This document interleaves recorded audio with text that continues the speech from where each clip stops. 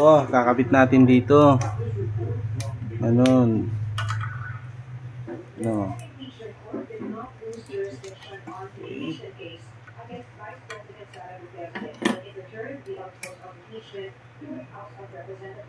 This was the response of Senate President and impeachment from presiding officer Francis Escudero after the defense team of Duterte submitted its answer at Novella to the Supreme Court. Cannot be compelled to answer allegations in articles of impeachment that all the return to its source. The answer at Novella further said the articles of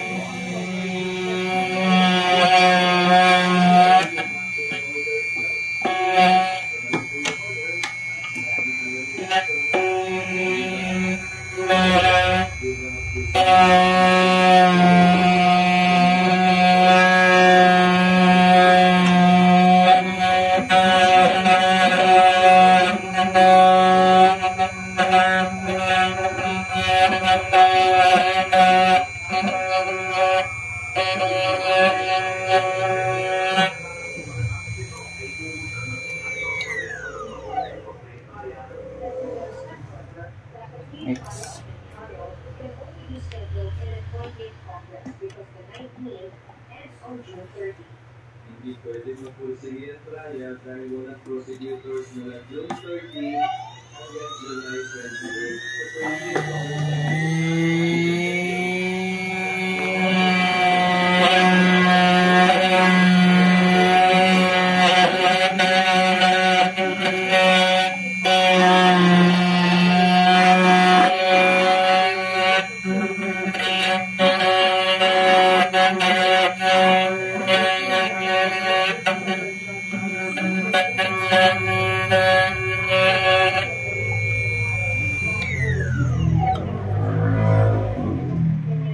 Sundan mo pa rin ako.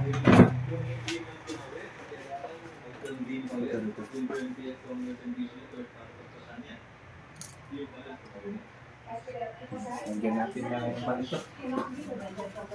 Any motion, such as a motion to convict or dismiss. Wala namang bawal ng motion.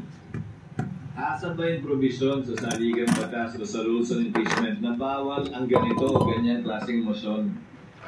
Hindi mo naman pwedeng pigilan ito dahil collegial body ang Senado bilang impeachment court.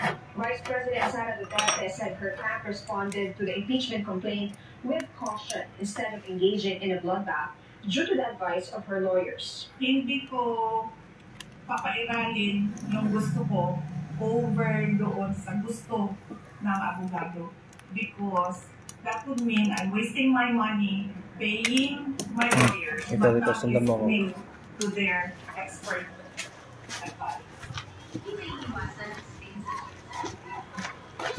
Tingnan, bossing.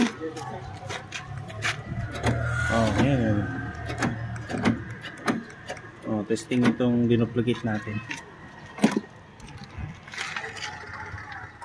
Oy! Suwabe. Panda rin ba? Pwede.